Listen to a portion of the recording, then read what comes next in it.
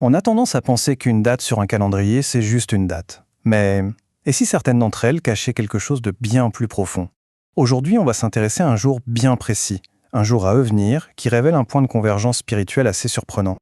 Voici donc la date en question, le lundi 2 mars 2026. Bon, à première vue, ça n'a l'air de rien, un jour tout à fait banal. Et pourtant, qu'est-ce qui peut bien le rendre si spécial? Pour le comprendre, il va falloir regarder un peu plus loin que notre calendrier habituel.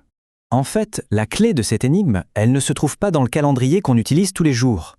Non, pour percer le mystère, il faut se tourner vers une autre façon de compter le temps, le calendrier hébraïque. Ce 2 mars 2026 correspond dans le calendrier hébraïque au 13 Adar 5786. Et c'est là que ça devient vraiment intéressant, parce que cette date va nous ouvrir la porte à une méthode d'interprétation ancienne et assez fascinante. Cette fameuse méthode, c'est la guématria. Le principe est plutôt simple, mais ses implications sont profondes. En gros, chaque lettre hébraïque a une valeur numérique.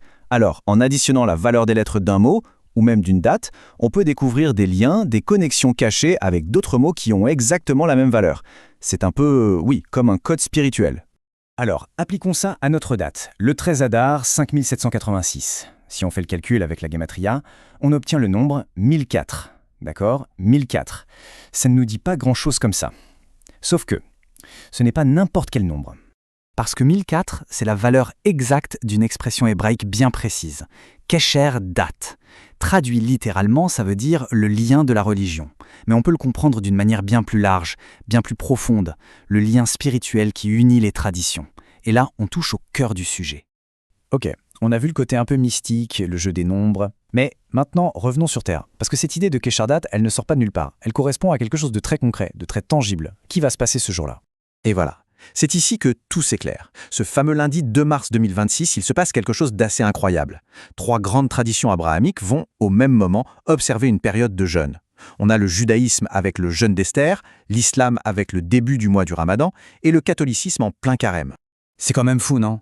3 traditions, 3 chemins différents qui se retrouvent dans un seul et même geste spirituel, le jeûne. Et attention, le jeûne, c'est bien plus que juste ne pas manger. C'est une démarche volontaire, une façon de faire de la place à l'intérieur de soi, de créer un silence pour se reconnecter à ce qui compte vraiment. Et pour bien saisir toute la force de ce geste, on va faire un petit zoom sur l'une de ces traditions en particulier, le jeûne d'Esther. Son histoire est une illustration parfaite du pouvoir de transformation que peut avoir cet acte. Alors, pour résumer très vite, l'histoire de Pourim, c'est celle d'un décret terrible qui visait à exterminer le peuple juif. La situation semblait sans issue. Et face à ça, que fait la reine Esther? Elle demande à tout son peuple de jeûner avec elle. C'est précisément ce moment de jeûne collectif qui va tout changer, qui va précéder un renversement de situation absolument spectaculaire.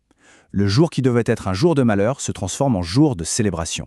Il y a une expression qui résume toute cette histoire, c'est « venafosh u », ça veut dire « et tout fut renversé ». C'est vraiment cette idée-là, l'idée qu'une situation qui semble désespérée peut être complètement retournée, que l'obscurité peut vraiment céder la place à la lumière. Et c'est exactement ce qu'on voit ici. On partait d'un décret de destruction, d'une noirceur qui semblait inévitable, et on arrive à un jour de délivrance, à une lumière éclatante. C'est ce message d'espoir incroyable qui est au cœur de cette histoire. Bon, maintenant on va remettre toutes les pièces du puzzle ensemble.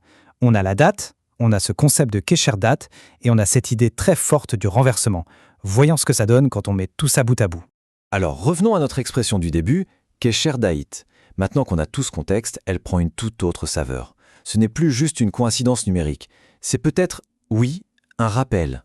Le rappel d'une vérité toute simple, finalement. C'est que par-delà toutes les différences, les dogmes, il existe un lien invisible. Une sorte de connexion entre toutes celles et ceux qui, à travers leur tradition, sont en quête de sens. Et ce lien, il devient visible, tangible, à travers des actes communs d'espoir, de prière et de jeûne. Finalement, cette convergence du 2 mars 2026, c'est une invitation à se poser une question. Si ce genre de lien peut exister dans le monde spirituel, alors quels autres liens invisibles, qu'on ignore peut-être au quotidien, nous unissent dans tous les autres aspects de nos vies? Voilà, la question est posée.